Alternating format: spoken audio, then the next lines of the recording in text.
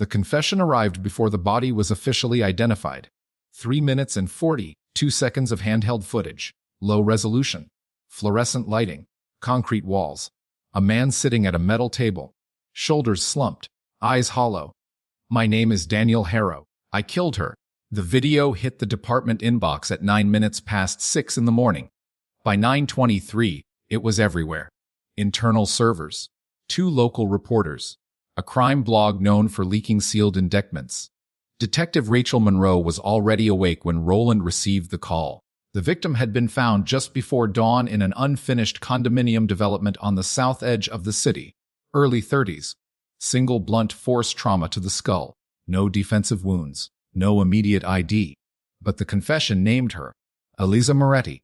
And Daniel Harrow had turned himself in less than an hour after the body was discovered. That was the first problem. The second problem was time.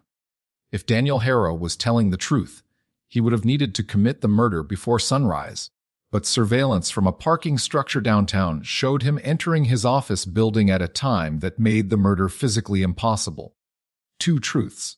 One of them false. Or both. If you believe confessions close cases, stay with this one.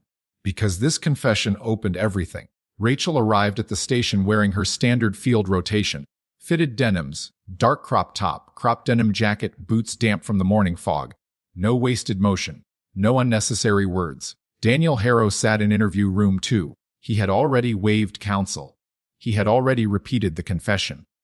Calm, steady, cooperative. "I struck her once," he said. "With a hammer I brought from home." He described the unfinished building accurately. The open elevator shaft, the plastic sheeting, the smell of wet drywall. Details not yet released publicly. Rachel watched through the one-way glass. Roland stood beside her, reviewing timestamps. Surveillance says he badged into Meridian Financial at 6:47. Roland said. The body was discovered at 6:12. Rachel replied. And ME estimates time of death between 5:15 and 5:45. Silence. The distance between the development site and Meridian Financial was 22 minutes without traffic. Impossible. Rachel entered the room. Daniel looked up as if expecting her. "You understand the timeline doesn't work," she said. "I know what the cameras show," he replied. "Then help me understand." "I killed her," he said again. No tremor. Confessions are not proof. They are statements. Statements can be rehearsed. Statements can be purchased. Statements can be weaponized. Rachel studied his hands. No visible swelling. No abrasions. The forensic team had recovered a hammer from the scene, wiped clean except for partial prints consistent with Daniel's right thumb. Too clean. Rachel leaned forward. "Why now?" she asked. Daniel's jaw tightened. Just slightly. She was going to ruin everything. What everything? He did not answer. Instead, he asked for water. When suspects ask for water, it buys time. Time to think. Time to recenter. Time to stay inside a script. Rachel stepped out. Roland was already pulling background. Daniel Harrow, senior compliance analyst at Meridian Financial. No priors. No restraining orders. No history of violence. Eliza Moretti, freelance investigative journalist. She had recently published a piece on offshore shell accounts linked to city infrastructure contracts. Meridian Financial handled escrow processing for several of those contracts. Motive appeared, but the timeline remained broken. Rachel requested phone data. Daniel's device placed him downtown at 6:35. The development site's nearest tower had not pinged his phone at any point that morning. Burner, Roland suggested. Then why turn himself in with his primary phone active? Rachel countered. Another problem surfaced. The development security camera, mounted above the temporary generator, had been disabled. Cut wire. Clean. Whoever killed Eliza knew exactly where to snip. Daniel Harrow did not have a background in construction or security. But someone might. Rachel visited the development site personally. The sun had burned through the fog. Yellow tape flapped against exposed concrete. Eliza Moretti's blood had darkened the unfinished floor near the western stairwell. No drag marks. She had met her killer there willingly. Rachel crouched near the impact site. Single blow. Precision angle. Left-handed swing. Daniel Harrow was right-handed. The autopsy would confirm directionality. Rachel stood, Across the street, an unmarked white utility van idled for less than 10 seconds before pulling away. She memorized the plate. By afternoon, the autopsy confirmed what Rachel suspected. The cranial fracture originated from a left to right trajectory consistent with a left-handed assailant standing slightly behind the victim. Daniel Harrow was right dominant, and there was no contricute bruising indicating struggle. Eliza had trusted whoever stood behind her. Back at the station, Rachel re-entered interview room 2. "You're right-handed?" she said. Daniel blinked. "Yes." The blow came from the left. Silence. He looked at his hands. Then he said something unexpected. "I can't tell you who asked me to do this." Rachel did not react. "Asked you to kill her?" "No." "Then what?" "To confess." The air shifted. "Why?" Rachel asked. Daniel swallowed. "Because it will protect my wife." There it was. Not motive for murder. Motive for surrender. Daniel's wife, Marissa Harrow, worked as a junior attorney specializing in municipal contract litigation. Her caseload included oversight disputes involving the same infrastructure projects Eliza Moretti had been investigating. Rachel requested financial records. Within hours, irregular transfers appeared. Not to Daniel. To Marissa. Shell Consulting payments routed through a third-party advisory firm. Amounts small enough to avoid automatic reporting. Large enough to matter. Eliza Moretti had scheduled a meeting the night before her death. Calendar entry, M.H. Final proof. M.H. Marissa Harrow. Daniel looked up when Rachel placed the printout on the table. "They told me if I didn't confess," he said quietly, "they would release fabricated evidence showing Marissa accepted bribes. She would lose her license. She would go to prison." "Who told you?" He shook his head. "You wouldn't believe me." Rachel leaned closer. "Try me." Daniel's voice dropped. "Someone inside this building. Block 1 ends with a confession that doesn't fit, a murder that doesn't align, and a suspect who may not be the killer, but may know who orchestrated everything. If you think this is about a jealous husband, you're already wrong, because the timeline isn't the only thing that was manufactured. Internal corruption cases rarely begin with a name. They begin with hesitation. Daniel Harrow's claim that someone inside the precinct coerced his confession should have triggered immediate internal affairs notification. It did not. Rachel closed the interview room door and did not log that final statement into the system. Not yet, because accusations without leverage disappear, and leverage requires proof. Roland waited at his desk, eyes fixed on the bullpen floor. Detectives moved normally. Phones rang. Coffee brewed. No visible fracture in the routine. But routine is the best camouflage. "What did he say?" Roland asked. "He confessed to confessing," Rachel replied. Roland absorbed that without visible reaction. "You believe him?" "I believe fear," she said. "And he's afraid of the wrong thing." They began with access logs. Only a limited number of personnel had early knowledge of the murder scene before the press leak and before Daniel's surrender. The discovery call came in at 6:12. The first responding patrol units arrived at 6:19. Rachel was notified at 6:26. Roland at 6:28. The confession video hit the internal inbox at 6:09. 9 minutes before the body was officially logged into the system, which meant whoever sent the video knew before dispatch finalized the report. That narrowed the field. Dispatch supervisors, Night Watch Command, or someone monitoring emergency channels outside protocol. Rachel pulled the email header metadata. Routed through a public server. Masked origin. Timestamp aligned with 6:07. 2 minutes before official discovery time, meaning the video was recorded earlier. Daniel had said he recorded it that morning. Another fracture. Rachel requested building access swipe data for the precinct between midnight and 7:40. 3 entries. Standard shift rotations accounted for 38. 5 anomalies. 1 belonged to facilities maintenance. 1 to an assistant district attorney who claimed late paperwork. 2 to internal affairs investigators. And 1 to a records clerk named Owen Laird. Owen Laird had been transferred from evidence control 3 months earlier after a chain of custody discrepancy. Not misconduct. Administrative oversight, at least officially. Rachel walked to records without announcing herself. Laird sat behind a terminal, thin frame, pale skin, sleeves rolled up too precisely. He looked up too quickly. "Detective," he said. "You were here early." Rachel replied, "I'm always early. You accessed the homicide intake portal at 6:04. He blinked. "System auto. Refresh. From your credentials. I check overnight reports before shift briefing." Rachel watched his pupils. Microdilation at the mention of time. Before dispatch logged the call. Laird hesitated. "Glitch," he said. Rachel stepped closer. "You ever meet Eliza Moretti?" Recognition flickered. "She wrote something about contract audits, right?" "She wrote several things. I read the news." "Do you know Daniel Harrow?" "No." "Too fast." Rachel let silence stretch. Laird shifted in his chair. "If there's a problem, detective, I'd appreciate clarity." "You'll get it." She left without another word. Back upstairs, Roland had something.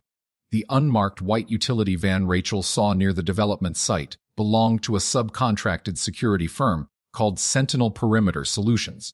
Sentinel held temporary security oversight for the unfinished condominium project.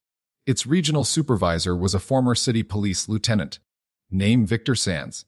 Victor Sands retired 2 years earlier after an internal investigation into procurement irregularities. No charges filed. He was left-handed. Rachel didn't react outwardly. "Connection to Harrow?" Roland asked. "Not yet." But Marissa Harrow's municipal contract oversight work intersected with infrastructure vendors tied to Sentinel. Rachel requested Sentinel employee GPS logs for that morning. Corporate counsel stalled, which was answer enough. Meanwhile, Daniel Harrow requested to speak again. Rachel returned to interview room 2. He looked worse, not panicked, resigned. "You told me someone inside asked you to confess," Rachel said. "Yes." "Ooh." He exhaled slowly. Owen. "Owen, who?" "I don't know his last name. He said he worked records. He said he could make evidence appear. Or disappear." "How did he contact you?" "He approached me 2 nights ago. Outside my office." "Why you?" "Because Eliza had reached out to Marissa. Because she was about to publish something tying my wife to illegal escrow adjustments." Rachel placed a photograph on the table. Owen Laird. Daniel's eyes fixed. "That's him." No hesitation. Rachel did not show satisfaction. Instead, she asked, "What exactly did he say?" Daniel's voice steadied. "He said the story would drop in 48 hours. He said if I didn't take responsibility for Eliza's death, fabricated emails would surface showing Marissa knowingly redirected funds tied to shell vendors." "Did he ask you to kill her?" "No. He said she would be taken care of." Rachel absorbed the phrasing. Taken care of. Organized language. Distance from act. "When did he tell you to record the confession?" "This morning. He said I should walk into the station and surrender. He said the evidence would match." "Did he provide the hammer?" Daniel nodded once. "He left it in my garage." Rachel leaned back. If Owen Laird planted the weapon, manipulated evidence, and coerced confession, then Laird was not operating alone. Records clerks do not orchestrate homicides. They facilitate them. Roland entered quietly and handed Rachel a printout. Forensics had completed latent print analysis on the hammer. Daniel's partial thumbprint, and another partial, inconclusive, but ridge pattern suggested a larger hand. Possibly male. Rachel stood. "Keep him here," she told Roland. She returned to records. Owen Laird's desk was empty. Terminal logged out. Security cameras showed him exiting the building at 11:14. Carrying nothing, Rachel called patrol to locate. Within 30 minutes, his vehicle was found abandoned near a commuter rail lot. No signs of struggle. Phone left on driver's seat. Battery removed. Inside the glove compartment, a folded envelope. Rachel opened it. 1 sheet. 3 typed lines. "You're looking in the wrong direction. Confessions are currency. Ask who profits." No signature. No fingerprints. Rachel stood in the parking lot, envelope in hand. Roland joined her. "This just escalated," he said. "No." Rachel replied quietly. "This was always escalated." Because Owen Laird was never the architect. He was bait. And bait does not abandon its phone unless someone wants it found. The question was no longer whether Daniel Harrow killed Eliza Moretti. The question was who needed him to say he did, and why eliminating a journalist required manufacturing a timeline precise enough to survive scrutiny. Rachel looked at the rail platform. Crowds moved normally. No visible panic. Conspiracies hide best in public. Block 2 closes with a missing records clerk, a coerced confession, and a message designed not to threaten, but to redirect. Someone inside the system is moving pieces, and they are confident Rachel will follow the wrong one. When someone leaves a message telling you to look elsewhere, it is never a warning. It is choreography. Owen Laird's disappearance happened too cleanly. Vehicle abandoned. Phone wiped. Envelope planted. No panic indicators. No rushed exit. Which meant one of two things. Either he believed he would not be found, or he believed he would not be alive long enough to be questioned. Rachel did not alert media. She did not escalate to full task force. Not yet. Because whoever orchestrated this wanted visibility. Visibility meant pressure. Pressure meant mistakes. Mistakes meant leverage. Instead, she went backward. Before the body. Before the confession. Before the email. Eliza Moretti's last 48 hours. Roland reconstructed her movement grid. Cafe meeting with an unnamed source. 2 calls to a private number registered under municipal contractor archives.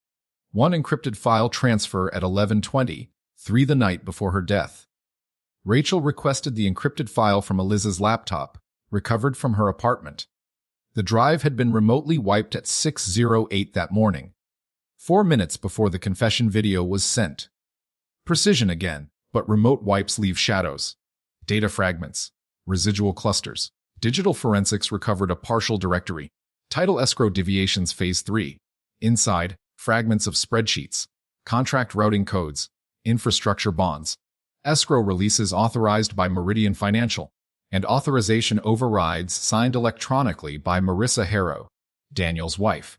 Except the timestamps on those authorizations overlapped with court appearances Marissa physically attended, which meant either she had remote access from court, or the signature keys were cloned. Rachel studied the metadata. The override IP originated from inside the police network. Not Meridian. Not the courthouse. The police network. Roland leaned over her shoulder. "That's not sloppy," he said. "No," Rachel replied. "That's deliberate. Frame the wife. Force the husband. Close the case. Protect the pipeline.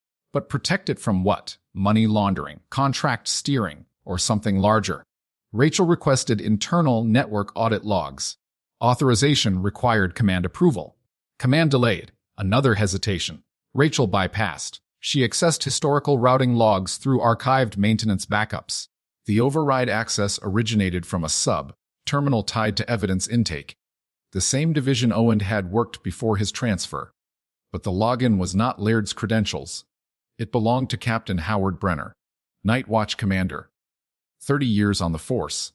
2 commendations. 1 internal review 5 years prior regarding procurement favoritism, cleared for lack of evidence. Rachel felt the pattern solidify. Victor Sands, Sentinel Perimeter, Municipal Infrastructure Contracts, Meridian Escrow, Police Network Authorization, Circular, closed, profitable, but still incomplete. She visited Captain Brenner's office without appointment. He stood as she entered. "Detective," he said evenly. "Captain, you're moving aggressively on the Moretti case." "Yes. I would advise caution. Media attention is high, so is internal compromise." He did not blink. "Explain. Why was your credential used to access escrow override files tied to Meridian contracts?" Silence. "Then, that's impossible. Logs say otherwise." He stepped around his desk slowly. "Logs can be manipulated." "They can. And you're implying what?" "I'm asking who had access to your terminal at 11:23 last night." He held her gaze. "My office was locked. Who has keys?" "Executive staff." "And Owen Laird." Brenner's jaw tightened almost imperceptibly. "He does not have clearance." But he had proximity. Rachel placed the printed network trace on his desk. He glanced once, returned it without comment. "You're building a theory without foundation?" he said. "I'm building a map. Be careful where that map leads." Threat, warning, or alignment. Rachel left without escalation, because confronting Brenner publicly would fracture the department prematurely. And if Brenner was compromised, He would accelerate containment. Back at the rail lot, forensics completed sweep of Laird's vehicle, under the passenger seat fibers, industrial canvas, dark blue, consistent with Sentinel uniform jackets. Rachel requested Sentinel employee roster. Victor Sands listed one employee assigned to perimeter oversight at the development site that morning. Name Mateo Cruz. Left-handed. Former military engineer. Honorably discharged. Recently hired. Cruz's time card showed clock in at 6:30, after the body was discovered, but GPS logs placed the Sentinel van near the site at 5:31. The van Rachel saw, meaning time card falsified. Rachel requested pickup of Cruz. He did not resist. Interview room 3, different from Daniel's. No waiver offered immediately. Cruz asked for counsel, which meant he understood exposure. Rachel opened with facts. Your van was at the development site at 5:31. No. Cruz replied. GPS says yes. GPS glitches. You're left-handed. Silence. That's not illegal, he said. Eliza Moretti was struck from behind, left to right. I don't know who that is. Rachel slid a still image across the table. Cruz looked once. Looked away. Micro-expression. Recognition. But not grief. Not shock. Calculation. You worked under Victor Sands. Rachel said. Yes. Sands previously served under Captain Brenner. Years ago. Still close. I don't socialize with management. Rachel changed direction. Who told you to disable the generator camera? He did not answer. Because silence protects hierarchy. Rachel leaned forward. You're not the top of this structure. No response. You're operational. His eyes flickered. Operational. She was correct. Who is strategic? She asked. He exhaled once. Lawyer. That word shifted gravity. Which lawyer? Don't know name. Gender? Female? Marissa. Or someone else. Rachel left Cruz with counsel present and stepped into the hallway. Roland waited. What did he give you? Confirmation, she said. Off. That the confession was currency. And who profits? Rachel looked toward Captain Brenner's closed office door. Someone who understands both law and procedure. Because eliminating Eliza Moretti required coordination between contractor, escrow system, internal network access, and narrative control. That is not spontaneous violence. That is infrastructure. Block 3 closes with the structure emerging contractor, captain, compliance analyst, missing clerk. But the lawyer remains undefined. And in this case, undefined is the most dangerous position of all. The word, lawyer, lingered longer than the confession ever had. Because lawyers do not swing hammers. They construct defenses. They redirect liability. They draft narratives that survive cross-examination. If Mateo Cruz was operational muscle and Owen Laird was technical facilitation, then the strategist needed legal insulation. Rachel pulled every attorney connected to Sentinel Perimeter Solutions and Meridian Financial within the last 12 months. 3 external firms. 2 internal compliance counsels. One name appeared in both chains. Allison Cade, Municipal Risk Mitigation Specialist, Consultant, former federal prosecutor. She had represented Sentinel in procurement inquiries 2 years earlier. She had advised Meridian Financial during a regulatory audit 6 months ago, and she had recently filed a procedural challenge on behalf of a municipal contractor whose escrow accounts were referenced in Eliza Moretti's unfinished article. Rachel examined Allison Cade's court calendar. The morning of the murder, she had been scheduled for a telephonic hearing at 6:30. Call duration 3 minutes. Disconnected early. Follow-up logged at 7:10. Time window between 5:15 and 5:40. 5. Unaccounted. Rachel requested cell tower pings. Cade's phone placed near downtown. Not near the development site, but phones can be left behind. Vehicles cannot. Traffic camera data placed a dark gray sedan registered to Cade entering the South Industrial Corridor at 5:12. No outbound capture until 6:21. The development site was within that corridor. Roland watched the footage frame by frame. License plate partial but consistent. She doesn't fit physical profile, he said. Strategists rarely do, Rachel replied. Allison Cade was right-handed, which eliminated her as the direct assailant. But directionality can be delegated. Rachel scheduled a voluntary interview. Cade arrived composed. Structured blazer. Controlled posture. Measured breathing. She did not ask why she was there. She already knew. You've had a difficult week, Cade began before Rachel spoke. Have I? Rachel replied. Eliza Moretti was aggressive, Cade said. Journalists sometimes misunderstand the difference between impropriety and complexity. You met with her. Once. Informational. When? 3 days ago. What did she want? Clarification on escrow sequencing. And did you provide it? I provided context. Rachel placed a printed still of the industrial corridor camera. Your vehicle was in this zone at 5:12 the morning of her death. Cade glanced once. No, it wasn't. It matches your registration. Vehicles can be misidentified. Your telephonic hearing disconnected early. Technical issue? You resumed at 7:10? Wes. Rachel held eye contact. No further questions about your vehicle. Cade folded her hands. I assume you're implying something. If you have evidence, present it.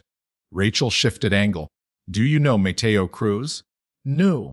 Victor Sands. Professionally. Owen Laird. A pause. No. Too brief. Rachel leaned back. Daniel Harrow claims someone inside this building coerced him into confessing. That sounds unstable. Cade replied calmly. Hay claims that confession would protect his wife from fabricated financial charges. That sounds paranoid. Rachel slid a page across the table. A fragment recovered from Eliza's drive. Authorization overrides, signed electronically by Marissa Harrow. But logged from inside our network, Rachel said. Cade examined the page longer this time. That suggests your department has security issues, she said evenly. Or it suggests someone wanted Marissa exposed. And why would anyone want that? Because Marissa's oversight role gave her access to escrow anomalies. And anomalies often look like crimes when they are not, Cade countered. Rachel studied her micro-expressions. No sweat. No tremor. No overcorrection. Professionally insulated. Did you ever advise Sentinel regarding media containment? Rachel asked. I advise clients on risk. Did you advise them that removing a journalist is risk mitigation? Cade's gaze hardened slightly. That is an accusation. It is a question. No. Rachel let silence sit, then changed direction. Confessions are currency, she said. Cade's pupils constricted. Barely, but visible. Excuse me, Cade asked. That phrase was left in a vehicle belonging to a missing records clerk. Cade did not blink. That sounds theatrical. It does. Rachel stood. We'll be in touch. Cade rose smoothly. I'm sure you will. After she left, Roland entered. She's disciplined, he said. Yes. You think she orchestrated it? She benefits if escrow routing remains unchallenged. A murder is escalation. So is exposure, Rachel replied. Rachel returned to forensic sequencing. Hammer analysis showed trace industrial lubricant residue on the handle grip, not typical household use, consistent with equipment stored in commercial vehicles. Sentinel vehicles. But the hammer left in Daniel Harrow's garage showed no lubricant residue. Meaning 2 tools, 1 used, 1 planted. Daniel confessed using the planted one, which meant he had never seen the real weapon. Rachel requested deeper forensic sweep of the development site. Under a discarded tarp near the western stairwell, technicians recovered a secondary hammer fragment. Handle splinter, partial metal collar. Industrial grade. Serial batch number etched faintly. Registered to bulk purchase by Sentinel Perimeter Solutions 3 months earlier. Direct link, but not motive. Rachel reconstructed sequence Eliza meets source at development. Mateo Cruz present. Camera disabled. Industrial hammer used. Body left. Confession video sent before official discovery. Planted hammer delivered to Daniel. Network override planted to implicate Marissa. Internal access leveraged. Multi-layered. Redundant. Insulated. This was not panic violence. It was corporate preservation disguised as domestic crime. Rachel convened Roland privately. If Brenner is compromised, Roland said, we can't escalate internally. No. Then federal. Too early. Why? Because if we escalate without airtight linkage, they collapse Laird as sole actor and close ranks. And if we wait, they move again. Rachel considered the pattern. Every move so far was anticipatory. Confession sent early. Drive wiped precisely. Vehicle staged. Envelope planted. Whoever orchestrated this predicted investigative steps, which meant someone inside homicide knew procedure intimately. Rachel reopened Captain Brenner's personnel file. Buried in archived commendations was a cross-training seminar he taught 8 years earlier. GESCO, instructor. Assistant District Attorney Liaison. Name Allison Cade. Their professional history predated Sentinel contracts. Long-standing. Trusted. That tightened the circle. Rachel looked at Roland. They didn't just coordinate, she said. They evolved together. Block 4 closes with alignment between strategist and command, physical evidence tying Sentinel to the murder, and a confession engineered as insulation. But Rachel still lacks the connective proof that binds conspiracy to act. And without that proof, exposure becomes career suicide. Which means the next move cannot be procedural. It must be personal. When institutions close ranks, evidence does not disappear. It migrates. Rachel did not request additional warrants. She did not file escalation memos. Instead, she went to the one place conspiracies rarely secure: home. Marissa Harrow opened the door herself. No attorney present. No rehearsed posture. No media awareness. She looked exhausted. Not defensive. Not strategic. Exhausted. Is Daniel safe? She asked immediately. Yes. Rachel replied. That answer mattered. Because guilt asks different questions. Rachel stepped inside. The Harrow home was orderly, modest, structured around routine. No visible excess. No sudden unexplained wealth, which contradicted the narrative of bribery. I need to ask about your escrow authorizations, Rachel said. Marissa's expression shifted from concern to confusion. I didn't authorize any irregular releases. Your credentials were used. That's impossible. My keys are tokenized. Dual authentication. Where do you store your physical token? In my briefcase. It never leaves my sight. Rachel paused. Did anyone from Sentinel or Meridian ever request after-hours clarification meetings? Marissa hesitated. Yes, Allison Cade. When? 2 weeks ago. She said there were sequencing misunderstandings in my oversight report. Did she handle your token? No. Did she ever sit at your terminal? No. Rachel studied her closely. No rehearsed denials. No deflection. Did you tell Daniel about the escrow discrepancies? Rachel asked. Yes. I told him something felt off. And he told me to document everything. That did not fit the portrait of a man orchestrating murder.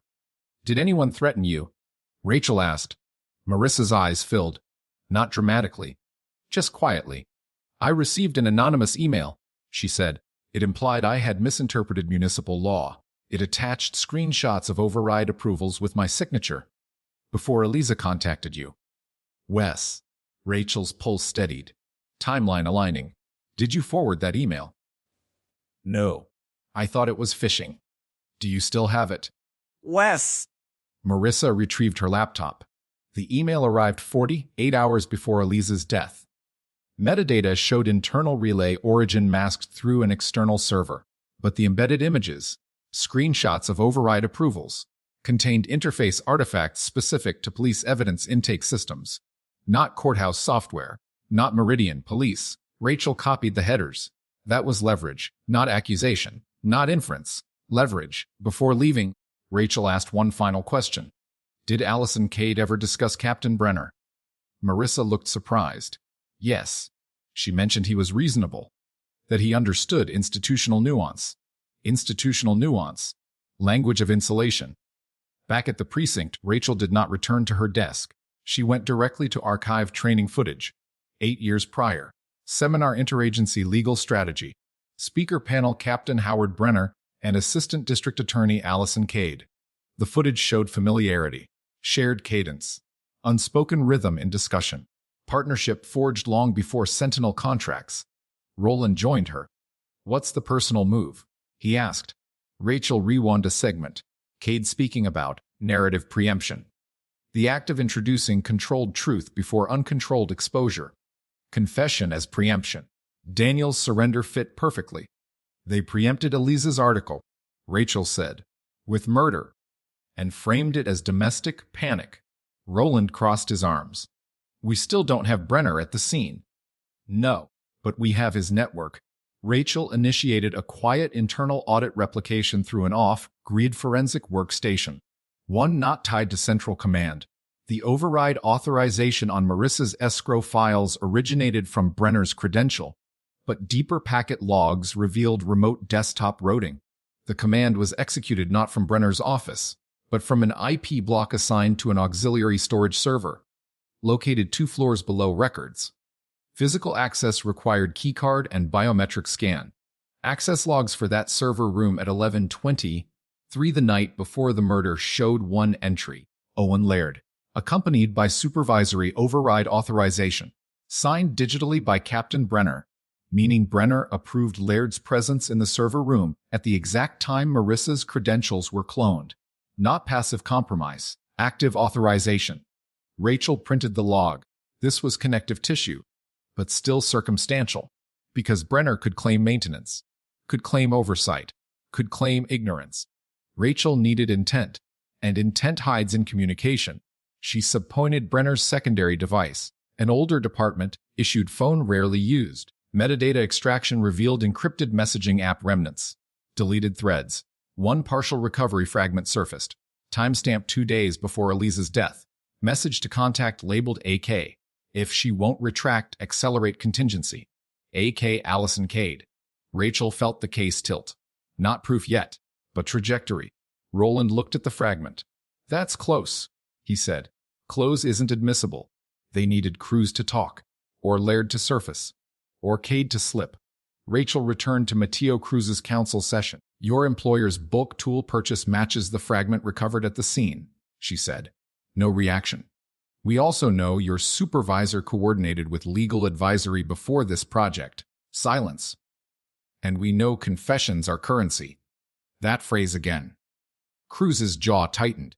You're not insulated, Rachel said quietly. You're expendable. That word mattered. Operational assets are protected only until exposure threatens structure. Who told you to disable the camera? She asked. Cruz exhaled slowly. Supervisor. Name. Victor Sands. Who told Sands? No answer. Rachel leaned forward. Did you see Eliza before the strike? Less. Was she alone? Pause. No. The room shifted. Who was with her? Don't know name. Male or female? Female. Rachel held steady. Describe. Dark coat. Structured confident. Allison Cade often wore dark, structured coats. Did that woman leave before the strike? Rachel asked. Less. How long before? Maybe 2 minutes. Which meant Cade may have been physically present before Cruz delivered the blow. Strategic presence. Delegated execution. Why strike? Rachel asked. Cruz's voice lowered. She wouldn't back off. She said she had off-site backups. Rachel felt confirmation. Eliza had threatened release beyond containment. And after? Rachel asked. Supervisor said protocol. Which was? Camera off. Clean tool. Exit staggered. And the confession. Cruz hesitated. That was above me. Rachel stood. Because now they had presence. Coordination. Authorization. What remained was proof of orchestration. Block 5 closes with confirmation that Eliza was not alone before she died, that Allison Cade was likely present, that Captain Brenner authorized server access used to frame Marissa, and that Mateo Cruz delivered the fatal blow under instruction. The structure is no longer abstract. It is layered. And the only remaining question is whether Rachel exposes it from within, or burns it down from outside. Institutions do not collapse because of truth. They collapse because of proof presented at the wrong time. Rachel now had alignment. Cade present at the site. Cruz operational. Sands supervisory. Brenner authorizing internal access. Laird facilitating digital manipulation. But alignment is not conspiracy. Conspiracy requires coordination demonstrated beyond reasonable doubt. And coordination leaves patterns in communication under stress. Rachel did not move on Brenner. She moved on Victor Sands. Because supervisors panic before captains, Sands agreed to come in voluntarily. Former lieutenant. Confident posture. Measured tone. Familiar with interrogation rhythm. You're circling the wrong target. Sands said before Rachel asked a question. Then help me correct course. She replied. Eliza Moretti was reckless. She misinterpreted financial sequencing as corruption. And that required disabling a security camera? Rachel asked. Sands did not answer directly. Construction sites have liability exposure, he said instead. Your employee placed the van on site at 5:31. GPS drift. You bulk purchased industrial hammers 3 months ago. We secure equipment. One of those tools fractured Elisa Moretti's skull. Silence. Sands shifted slightly. Minimal. Controlled. You're building narrative, he said. I'm building sequence. Rachel placed the recovered tool fragment image on the table. Serial batch etched. Registered to Sentinel. Sands looked. No visible surprise. Which meant he already knew the fragment had been found, meaning someone inside forensics leaked progress. Another internal breach. Did you authorize Mateo Cruz to disable the generator camera? Rachel asked. No. Did Captain Brenner? That's absurd. Did Allison Cade? Sands's jaw tightened. There it is, Rachel said quietly. He exhaled. You're underestimating scale, he said. Explain. Elisa wasn't targeting escrow drift. She was tracing bond guarantees. Rachel did not react. Bond guarantees tied to what? She asked. Municipal infrastructure bonds are collateralized through private security insurance pools. Sands said carefully. If those pools destabilize, projects freeze. Because funds were rerouted. Because allocations were accelerated. For profit. For liquidity. Rachel held steady. And Elisa proved that liquidity was being diverted before contract milestones. Sands did not confirm. He did not need to. Who ordered acceleration? Rachel asked. Sands's silence stretched. Legal, he finally said. Name. I'm not sacrificing myself. You already are. That landed. Because operational supervisors are shielded only while silent. If this reaches federal audit, Rachel continued, you are first indictment, not Brenner, not Cade. You. Sands studied her. You think this is about greed, he said. It usually is. No, he replied. It's about survival. Woos. City council members leveraged future bond valuations to secure emergency funding during last year's deficit crisis. Rachel felt the gravity shift. If Elisa exposed premature bond manipulation, markets crash. Sands continued. Projects stall. Political careers end. So you killed her? No. You supervised the man who did. Sands leaned back. You're naive if you think eliminating one journalist preserves structure. It only delays. Delay was the objective, Rachel said. Yes. Long enough for what? For refinancing. There it was. Time. The confession wasn't about closure. It was about delay. Daniel Harrow's surrender redirected scrutiny toward domestic motive. Media would pivot. Markets would stabilize. Bond refinancing would finalize before exposure. Rachel understood now. The murder was not solely about silencing Elisa. It was about buying time. How long was needed? She asked. 72 hours. And we're at 49. Rachel stood. Because that meant somewhere, right? Now, financial instruments were being locked into place. And once locked, unraveling them becomes exponentially harder. She left Sands without formal arrest. Premature arrest triggers defense mobilization. She needed the keystone. Back upstairs, Roland waited. He talked. She said. How bad? Bond manipulation tied to deficit emergency funding. Roland absorbed that. That's bigger than homicide. Yes. Federal? Soon. Why not now? Because if refinancing closes before freeze order, exposure becomes academic. Rachel checked municipal filings. Emergency bond refinancing session scheduled for that evening at 8. Closed door session. Legal advisory present. Allison Cade listed as consultant.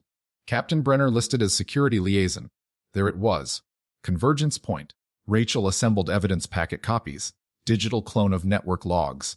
Recovered message fragment. Tool fragment registration. Cruz's partial statement. Email headers from Marissa. Not full proof, but enough to justify federal intervention if presented coherently. The risk was internal sabotage before federal arrival. She approached Roland. We don't file internally, she said. Then how? We attend the session. A's what? A's observers. They won't allow it. They will if we make it about officer safety and potential protest risk. Roland almost smiled. Strategic misdirection. Rachel prepared a formal advisory notice citing anonymous threats related to municipal funding. Brenner would have to approve their presence. She delivered it directly. He read silently. "You're escalating without cause," Brenner said. "Precaution." Rachel replied. "Unnecessary. Deny it in writing." He paused. Because written denial creates record. He signed approval. 8 p.m. approached. The municipal chamber was sealed. Council members inside. Legal advisors present. Security controlled. Rachel entered with Roland. Across the room, Allison Cade stood beside projection screens displaying bond refinancing models. Victor Sands positioned near rear exit. Captain Brenner near central aisle. Closed system. Until Rachel disrupted it. She waited until mid-presentation. Then she spoke clearly. Before refinancing proceeds, Federal Financial Crimes Division should be notified of material irregularities tied to these bonds. The room froze. Cade turned slowly. "This is not the forum," she said evenly. "It is precisely the forum," Rachel replied. Brenner stepped forward. "Detective, stand down." "No." Council members began whispering. "What irregularities?" one demanded. Rachel placed printed network logs and escrow override fragments onto the main table. Evidence indicates bond guarantees were accelerated using cloned legal authorizations and internal network manipulation. Silence. Cade's composure tightened, but did not crack. "This is speculative," she said. Rachel turned toward her. "You were present at the development site the morning Eliza Moretti was killed." Murmurs. "That's defamatory," Cade replied. Mateo Cruz entered at that moment. Escorted by 2 uniformed officers, Rachel had quietly arranged to transfer him for further questioning. He saw the room, saw Sands, saw Brenner, and understood exposure had shifted. Rachel spoke clearly. "Operational personnel have confirmed camera disablement protocol initiated under supervisory instruction tied to legal advisement." Cade's gaze sharpened. "You're gambling your career," she said softly. Rachel met her eyes. "No," she replied. "You did when you accelerated contingency." The room shifted again, because that phrase was not public. Cade's micro-expression flickered. Recognition. Brenner moved toward Rachel, but Roland stepped between them. Council members demanded clarification. Phones began emerging. Transparency collapsing insulation. Rachel concluded. "Refinancing tonight without federal audit risks obstruction of justice." Silence hung heavy. Then one council member spoke. "Session adjourned pending review." The immediate objective achieved. Delay reversed. Instead of buying 72 hours for refinancing, Rachel bought time for exposure. Block 6 closes with public disruption of the bond session, strategic confrontation of Brenner and Cade, and prevention of immediate refinancing. But exposure is not conviction. And once cornered, insulated actors do not surrender. They counter. Cornered institutions do not retreat. They reorganize. The adjourned bond session did not create chaos. It created silence. And silence is where countermeasures are drafted. By 9:15 that night, an internal memo circulated through command Detective Rachel Monroe had acted outside procedural hierarchy. Her presence at the municipal session was characterized as unauthorized escalation. An internal review was initiated. Signed by Captain Howard Brenner. Predictable. What was less predictable was the speed. Within 30 minutes of the adjournment, Brenner moved to isolate. Rachel's network access slowed. 2 of her pending forensic requests were rerouted. Internal Affairs pinned Roland for a routine procedural clarification. Counter. Not overt retaliation. Administrative suffocation. Rachel anticipated it, which is why she had already mirrored the critical logs and encrypted copies to an external federal liaison contact before the session began. Not a formal escalation. A protective redundancy.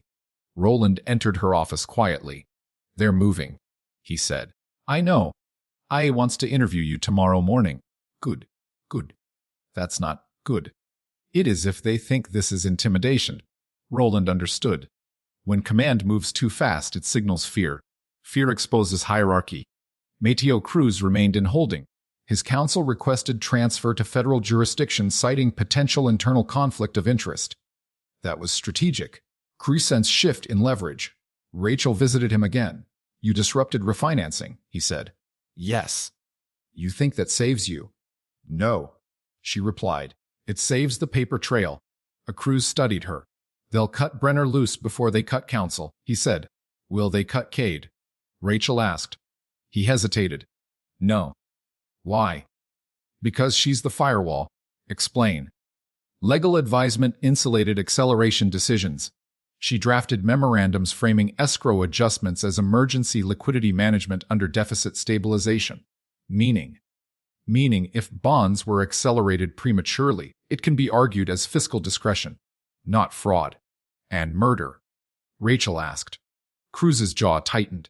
That was separate. Nothing in this structure is separate. He exhaled slowly. You don't understand her, he said. Then help me. She doesn't panic, Cruz said. She calculates loss thresholds. Loss thresholds. Rachel understood instantly. The murder occurred not because Eliza threatened exposure. It occurred because exposure crossed a cost-benefit threshold. If publication damage exceeded acceptable loss, contingency accelerated. Did Cade order the strike? Rachel asked. No. Who did? Cruz hesitated. Brenner. There it was. Clear. Unambiguous. Did Cade approve? Rachel asked. Yes. That alignment mattered. Operational order from Brenner. Strategic approval from Cade. Coordination established. But still testimonial. Rachel needed corroboration. She requested emergency extraction of deleted server surveillance from the auxiliary storage room. Most departments overwrite within 72 hours. They were at 63. Time compressing. Forensics began recovery. Frame-by-frame reconstruction. At 11:20, the night before the murder, Owen Laird entered the server room. At 11:23, Captain Brenner entered. 2 minutes inside together. At 11:25, Allison Cade entered. 3 people. 1 room. 6 minutes total. They exited separately. That was the keystone. Not speculation. Not inference. Visual confirmation of coordination immediately preceding credential cloning and contingency acceleration. Rachel watched the grainy footage in silence. Roland exhaled slowly. That's conspiracy, he said. Yes. Chain them together. Rachel began drafting federal referral package formally. Now it was admissible server room footage. Encrypted message fragment. Cruz testimony. Tool batch linkage. Escrow override logs. Email header correlation. Presence at development corridor. Bond session disruption motive. But as she compiled, alarms triggered. Auxiliary server room access request detected. Attempted remote wipe. Blocked by forensic mirror. Someone realized footage existed, which meant someone inside IT alerted command. Rachel grabbed the printed frame captures and left her office immediately. She moved toward Brenner's office. Door closed. Lights on. She entered without knocking. Brenner stood behind his desk, phone in hand. You're overstepping, he said. So did you, she replied. She placed printed stills on his desk. Server room, 11:23, Cade beside him. Brenner did not look shocked. He looked tired. You have no idea what exposure would have done, he said quietly. To bond markets? Rachel asked. To city pensions. Silence.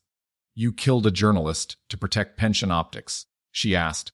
We prevented collapse, he replied. You prevented accountability. You're idealistic, Brenner said. Markets panic. Workers suffer. Projects stall. Sometimes containment preserves more lives than transparency. That's not your decision to make. It was already made. That sentence mattered. By whom? Rachel asked. Brenner held her gaze. Above council, political layer, state level perhaps, federal finance contacts, private bond insurers, hierarchy extending beyond local command. Rachel felt the scope widen again. You authorized contingency, she said. Yes. And contingency included elimination. He did not deny it. Acceleration was approved after Eliza Kantoff. She had off-site backups, he said. Did you verify that? No. So you killed her based on assumption. We mitigated risk. Rachel stepped closer. You weaponized a confession. Yes. You framed an innocent woman. It was reversible. Death isn't. Silence filled the office. Footsteps approached in hallway. Internal affairs. Too fast. Brenner glanced toward the door. They'll suspend you before morning, he said quietly. Maybe, Rachel replied. But Federal already has the footage. For the first time, Brenner's composure fractured. You wouldn't. I did. Knock at the door. Internal Affairs entered. Formal, procedural. Detective Monroe, you are being placed on administrative leave pending review. Rachel handed Roland the Federal Drive as IA read the notice. He slipped it into his coat unseen. Administrative leave meant removal from internal access.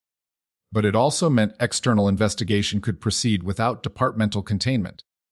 Rachel turned toward Brenner. This isn't containment anymore, she said. It's exposure. Block 7 closes with direct admission from Captain Brenner, corroborated server footage linking him and Allison Cade to pre-murder coordination, and Rachel placed on administrative leave as institutional countermeasure. The structure is no longer hidden. But exposure at this scale will not end quietly. It will fracture outward. Administrative leave is designed to isolate. Badge surrendered. Service weapon logged. Access revoked. Visibility removed. But visibility had already shifted. By morning, Federal Financial Crimes Division acknowledged receipt of Rachel's referral package. Not publicly. Not loudly. Quiet confirmation, which meant containment had failed. Rachel sat at her apartment table reviewing handwritten notes rather than digital files, because digital trails were no longer secure. Roland arrived mid-morning. They're scrambling, he said. Internally or politically? She asked. Both. Federal agents had arrived at municipal offices at 7:42, not with sirens, with subpoenas. Bond refinancing halted indefinitely. Council issued neutral statements citing review of procedural irregularities. Neutral language signals exposure without admission. What about Brenner? Rachel asked. Still in office. For now. And Cade. Release statement their firm. Denies any involvement in criminal conduct. Expected. Strategists deny. Operators deflect. Command absorbs. What about Cruz? Rachel asked. Requesting protective custody. That mattered. If Cruz believed retaliation possible, hierarchy extended further than Brenner. Rachel considered next vulnerability. Owen Laird, missing link, digital facilitator. If alive, he was liability. If dead, he was scapegoat. Federal agents had triangulated last known device ping from Laird's abandoned phone. Rail corridor. Warehouse district. Signal ended at 6:30, 8 the morning of his disappearance. Rachel requested access to search perimeter as civilian consultant. Denied. Procedural. But Roland still had clearance. He visited the warehouse district with federal team. At 11:27, they located Laird, bound inside an unused storage container, dehydrated, disoriented, terrified, not staged for death, staged for recovery, which meant someone wanted him found. After refinancing window, delay strategy again. Laird's first statement was fragmented. They said I wouldn't be harmed, he repeated. Ooh, federal agent asked. Captain said it was temporary, Laird replied. Captain. Clearer now. They needed my credentials for cloning, Laird said weakly. Said it was controlled. Did you know about the murder? The agent asked. He shook his head violently. No, I thought it was audit manipulation.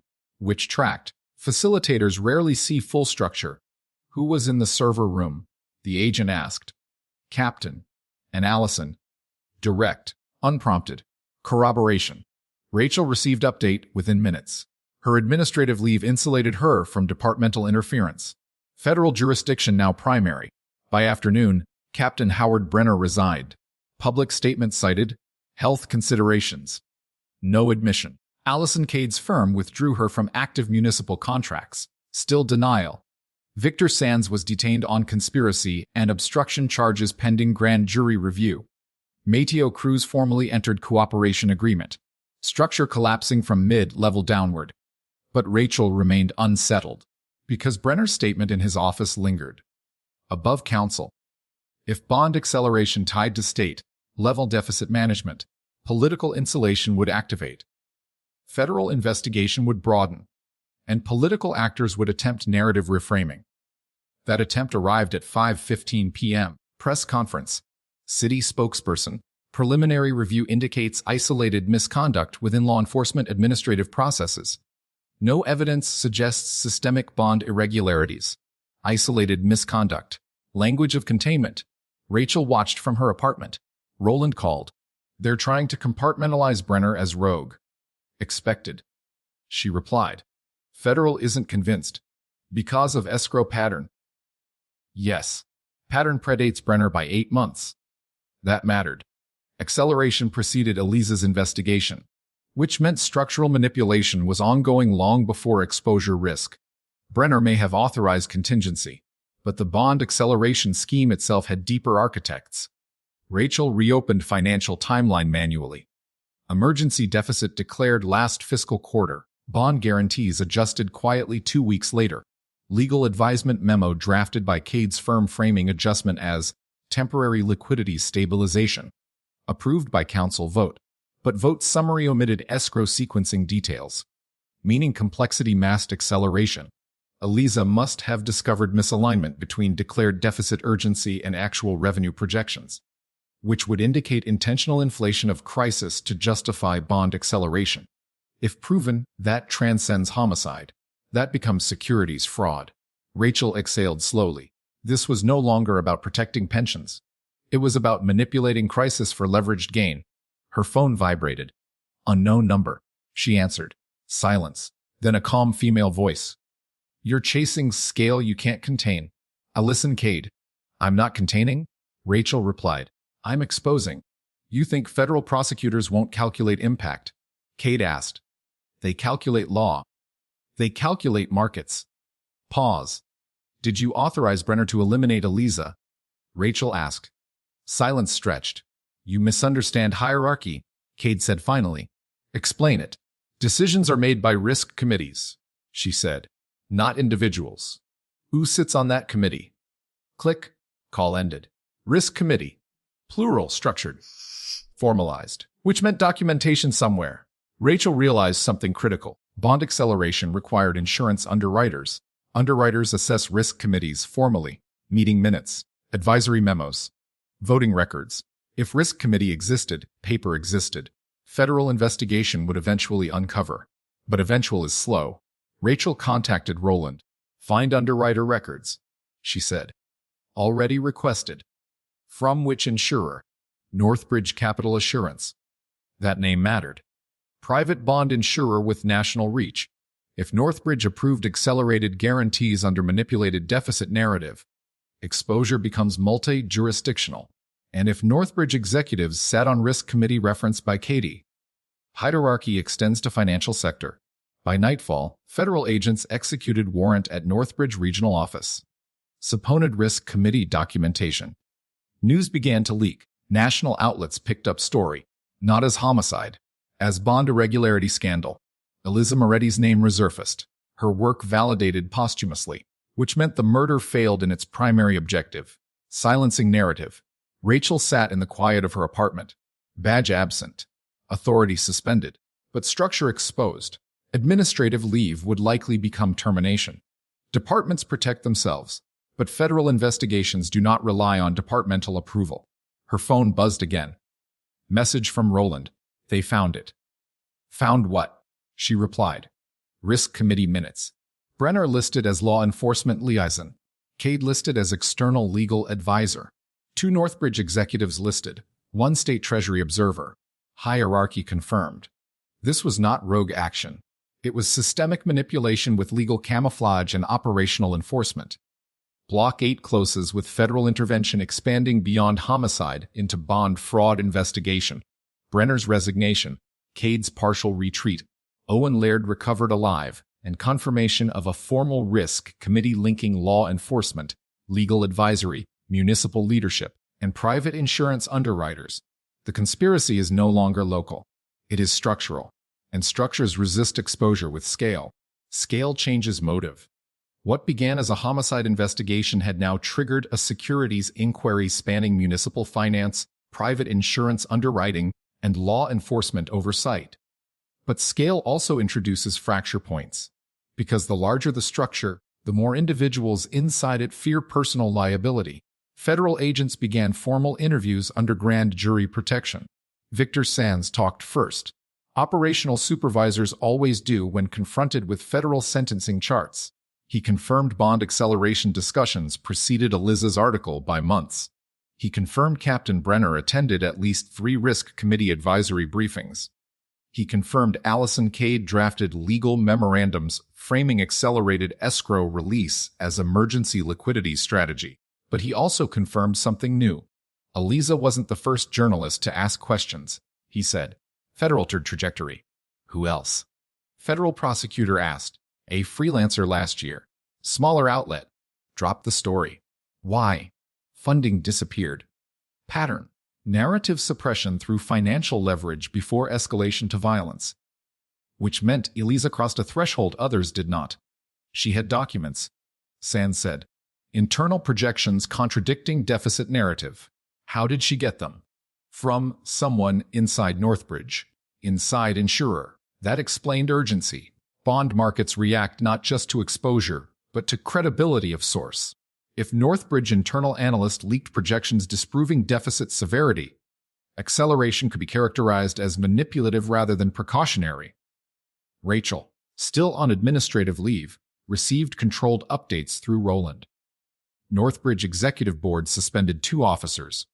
He said. Voluntary? She asked. No. Under federal pressure. Names. Thomas Kell and Priya Vance. Both listed in risk committee minutes, which meant legal and financial pillars now destabilized. But Allison Cade remained uncharged, because legal advisory operates within ambiguity, unless direct linkage to murder is proven. Mateo Cruz's cooperation agreement included a sealed proffer. Under oath, he confirmed Allison Cade was present at the development site. He confirmed she left before the strike. He confirmed Brenner gave the verbal authorization. But federal prosecutors needed motive alignment linking Cade to homicide intent, not just financial shielding. Rachel requested to review Cruz's proffer transcript. Denied. She was technically outside the case. Administrative leave maintained distance, which frustrated Brenner's earlier strategy, because once federal jurisdiction dominates, local administrative penalties lose leverage. By late afternoon, federal agents executed arrest warrant for Captain Howard Brenner. Charges C. Conspiracy to commit securities fraud. Obstruction of justice.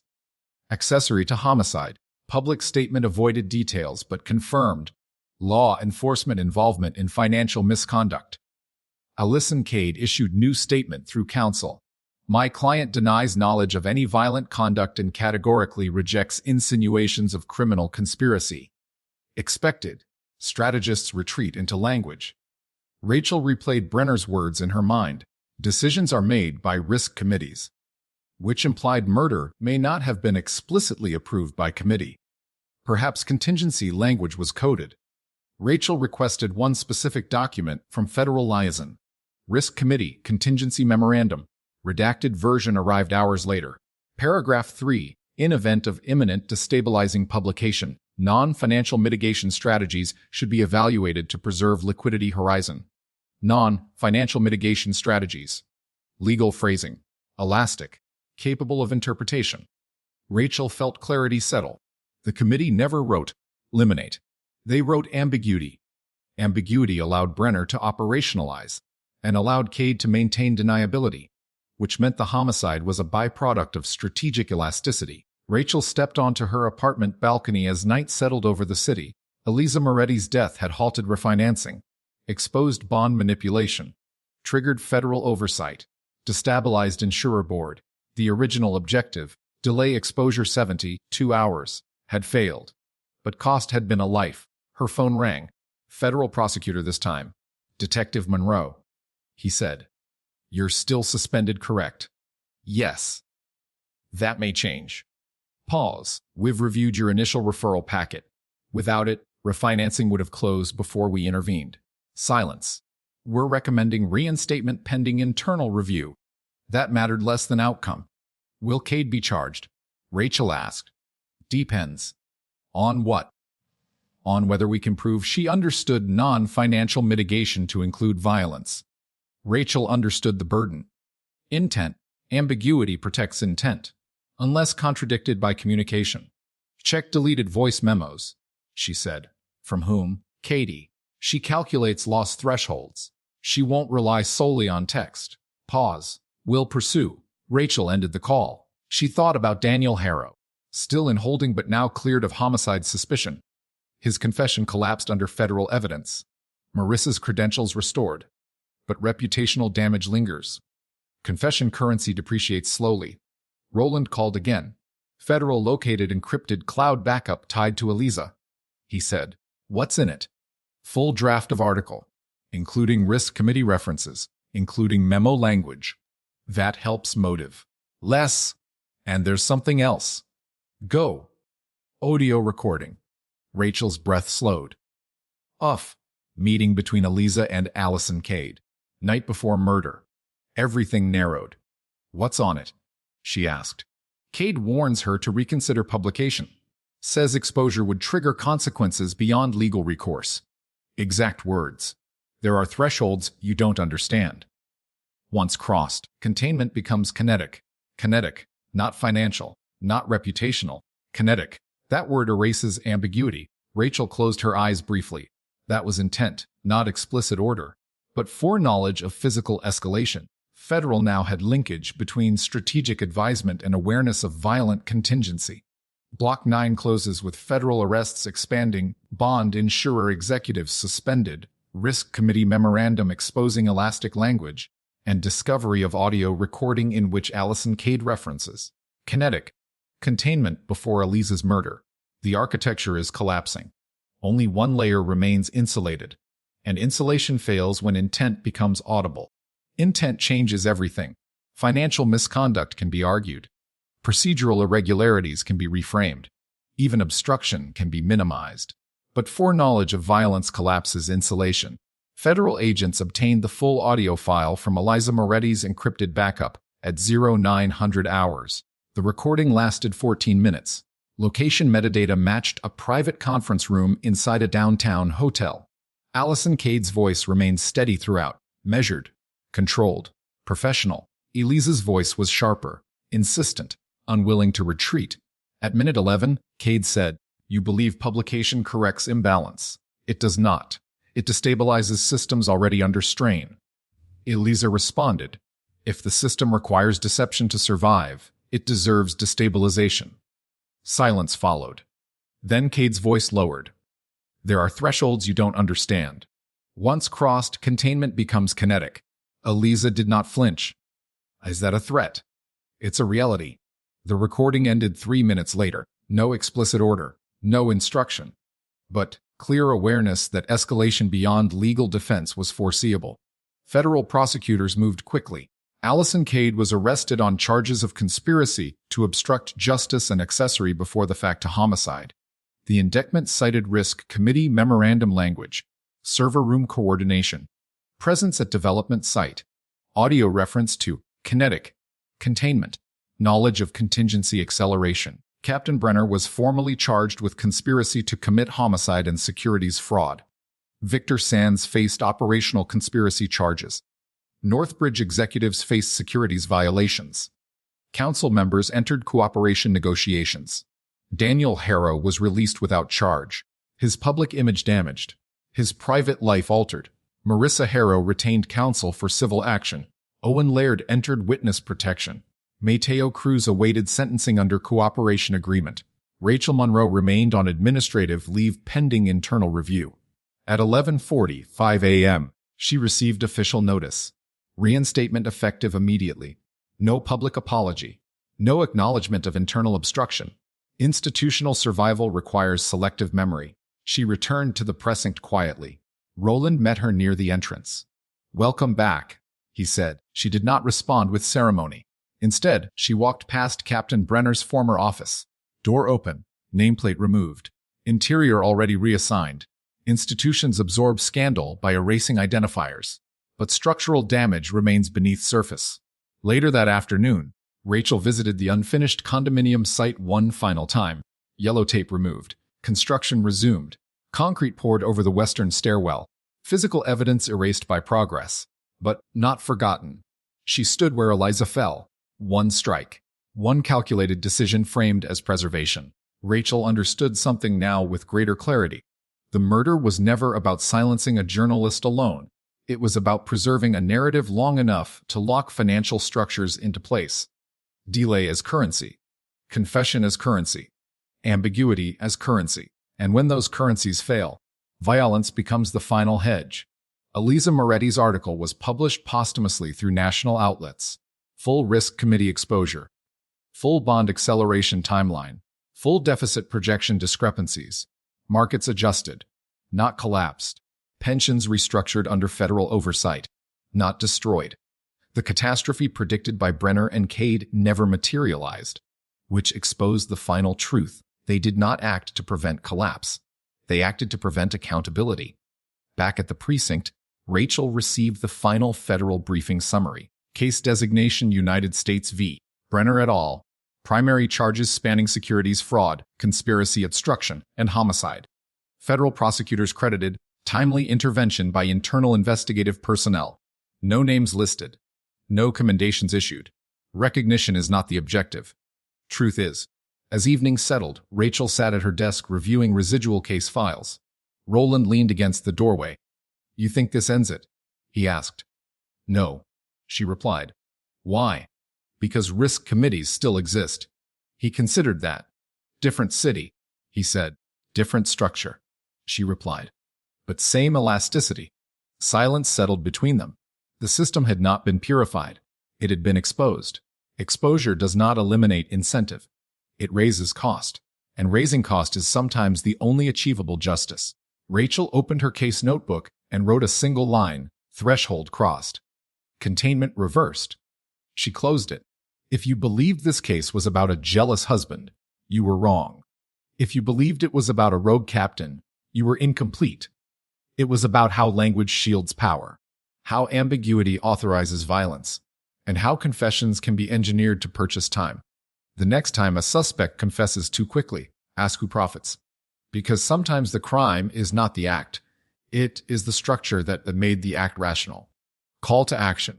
If you value investigations that follow money instead of headlines, continue watching.